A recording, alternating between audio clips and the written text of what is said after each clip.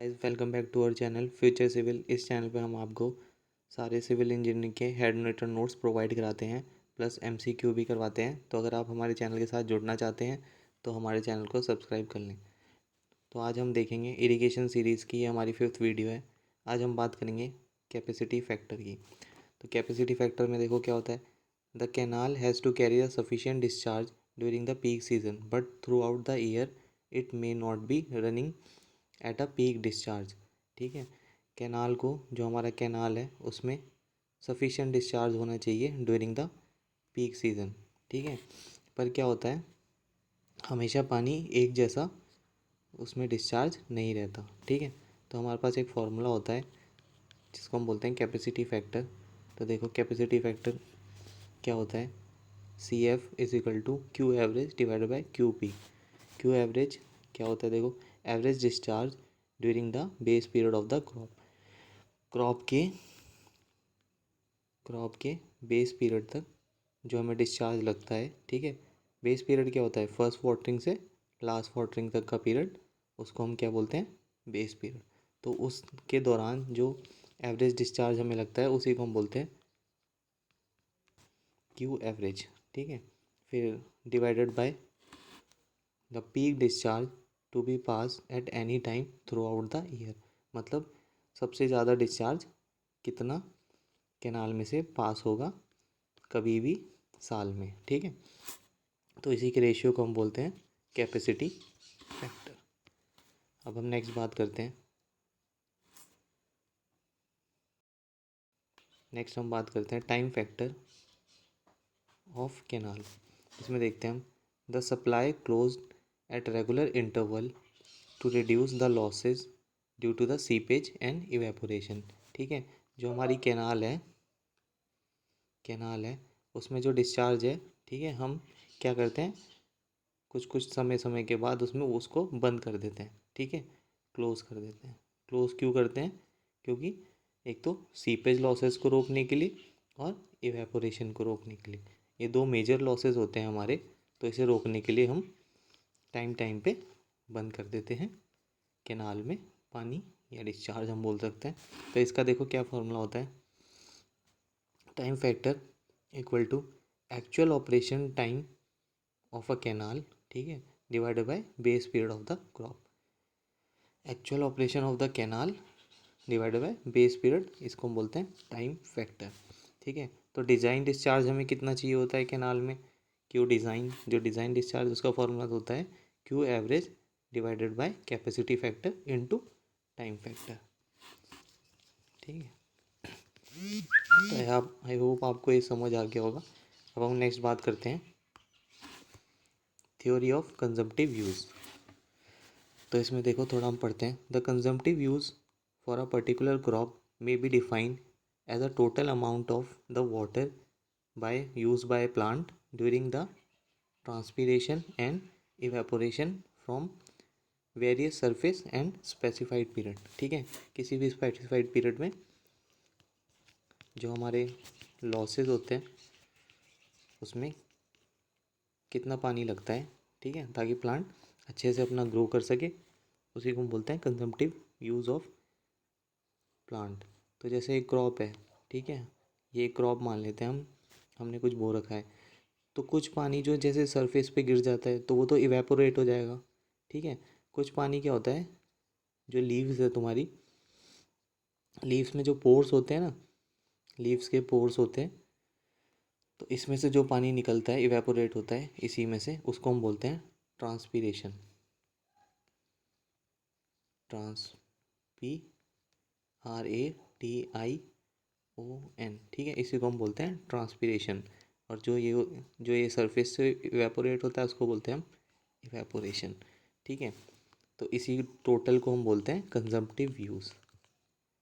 फिर आगे हम देखते हैं, the value of the consumptive use can be different for different crop and it is also different for same crop at a different place.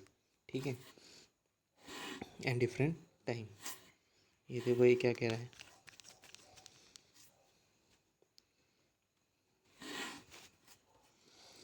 ये कह रहा है the value of consumptive use for different plant, ठीक है, अलग अलग plant के लिए कंजप्टिव यूज़ की वैल्यू अलग अलग हो सकती है आपकी, ठीक है। तो और सेम प्लांट का, फॉर एग्ज़ाम्पल ये हमारा वीट है, ये भी हमारा वीट है, ये वाला हमारा हमने बोया राजस्थान में, कहीं भी जहाँ पर हॉट क्लाइमेट है फॉर एग्ज़ाम्पल, ठीक है। और ये वाला हमने उत्तराखंड में बोया है कहीं भी जहाँ पर क्लाइमेट थोड़ा कोल्ड है, ठीक है। तो कोल्ड होने की वजह से क्या होगा, जो हमारा इवेपोर ट्रांसपीरेशन होता है, transpiration transpiration plus evaporation, evaporation इन दोनों का कंबाइन हम बोलते हैं इवेपो ट्रांसपीरेशन, ठीक है। तो हमारा इवेपो ट्रांसपीरेशन होगा वो सबसे ज़्यादा किस में होगा, जो हॉट क्लाइमेट में है, ठीक है। तो इसलिए ही कंजप्टिव यूज़ की वैल्यू जो होती है, जो हमें वाटर लगता है इन दोनों को फुलफ़िल करने में, इवेपो ट्रांसपीरेशन नीड ऑफ प्लांट, तो वो हॉट क्लाइमेट में ज़्यादा लगेगा। तो वो वहीं कह रहा है कि सेम प्लांट के लिए डिफरेंट डिफरेंट प्लेस पे कंजप्टिव यूज़ सी यू की वैल्यू अलग अलग हो सकती है, ठीक है। तो आई होप आप समझ गए होंगे।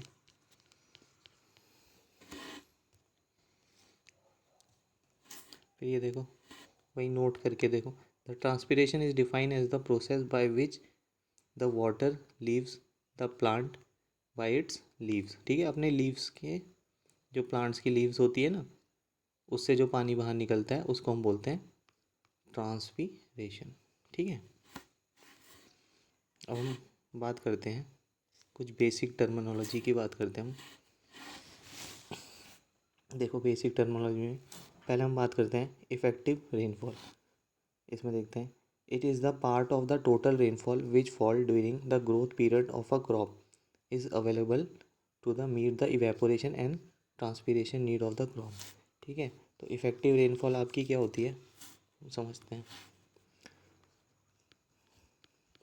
ये हमारा प्लांट है, कोई क्रॉप है हमारा, ठीक है।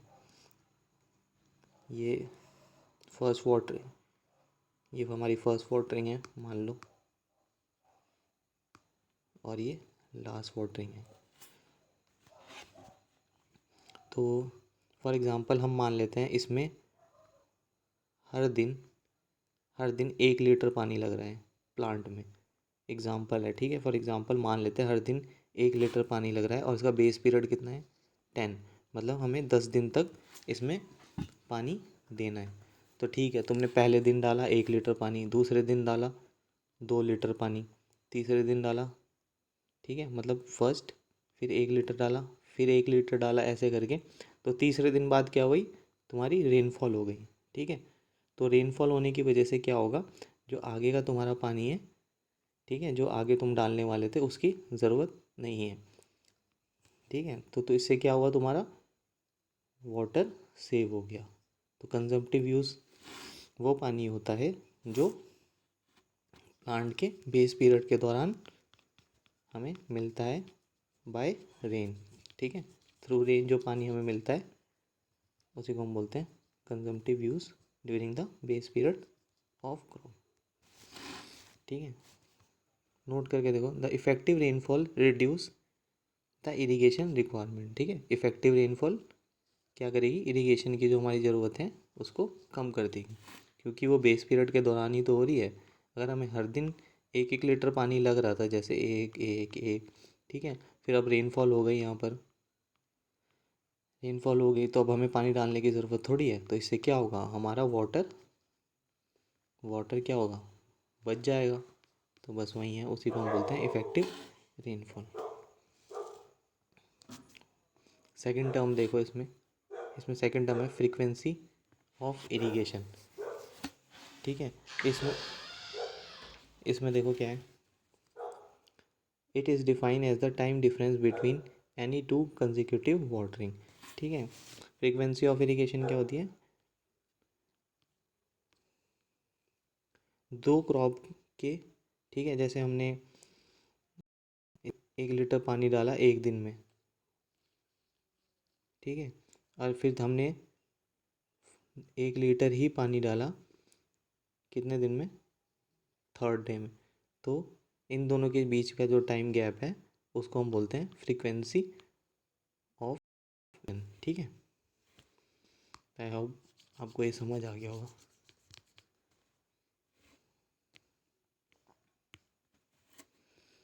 नेक्स्ट हम बात करते हैं कंजम्पटिव इरिगेशन रिक्वायरमेंट यानी CIR। इसमें देखते हैं हम, it is the amount of irrigation water that is required to meet the evapotranspiration need of a crop during full growth. ठीक है, तो कंजम्पटिव इरिगेशन रिक्वायरमेंट क्या होता है, जो इवेपोट्रांसपिरेशन नीड्स को पूरा करे प्लांट के पूरे उगने तक। ठीक है, उसी को हम बोलते हैं कंजम्पटिव इरिगेशन। तो कंजम्पटिव इरिगेशन का हम फॉर्मूला कैसे लिखेंगे, CIR। ठीक है, consumptive use CU minus P effective, यानी इफेक्टिव रेनफॉल जो प्लांट के बेस पीरियड के दौरान हो रही है उसमें से हम माइनस करेंगे। ठीक है, तो ये होती है कंजम्पटिव इरिगेशन रिक्वायरमेंट का फॉर्मूला। प्लांट को कितना पानी चाहिए, कंजम्पटिव यूज़, ठीक है, माइनस P इफेक्टिव, यानी बेस पीरियड के दौरान जो रेनफॉल हुई उसको हम माइनस कर देंगे तो हमारा कंजम्पटिव इरिगेशन रिक्वायरमेंट आ जाएगा। नेक्स्ट हम बात करते हैं नेट इरिगेशन रिक्वायरमेंट।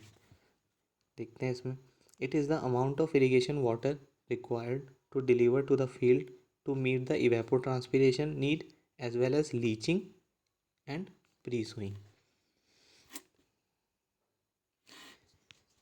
ठीक है, इसमें हम देखते हैं,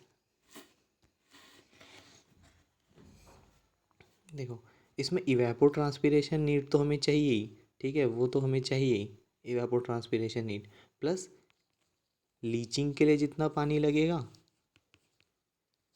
प्लस प्री सोइंग। ठीक है, प्री सोइंग, तो प्री सोइंग का मतलब आपका क्या होता है, उगाने से पहले जो हम लैंड को अपना गीला करते हैं ताकि लैंड क्या हो, ईजिली वर्केबल हो, उसके लिए हम पानी डालते हैं। और लीचिंग आपका क्या होता है, कभी कभी तुमने देखा होगा पंजाब और हरियाणा साइड, जैसे तुम्हारा ये फील्ड है तो फील्ड के ऊपर क्या होता है, फील्ड के ऊपर तुमने देखा वाइट वाइट नमक सा कुछ जम जाता है, तो कौन सा नमक होता है, Na प्लस ये Mg, ये वाले नमक होते हैं। ठीक है, सोडियम। ठीक है, तो ये नमक जम जाते हैं, तो इसको हम क्या करते हैं, इसको हटाने के लिए हम क्या करते हैं, एक्स्ट्रा वाटर देते हैं। तो एक्स्ट्रा वाटर अगर हम इसमें देंगे तो ये जो नमक वाला पानी, ये जो नमक इसके ऊपर जमा हुआ था वो क्या होगा, पानी के साथ घुल जाएगा।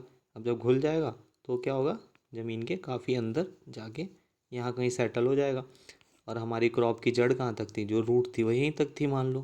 ठीक है, ये हमारा प्लांट है, ये जड़ है इसकी यहीं तक थी। तो अगर यहाँ पर हमारा सॉल्ट है उससे हमें क्या लेना, हमें तो सिर्फ यहाँ तक देखना है ना, जहाँ से जो हमारी प्लांट्स की रूट है वो पानी एक्सट्रैक्ट करेंगे।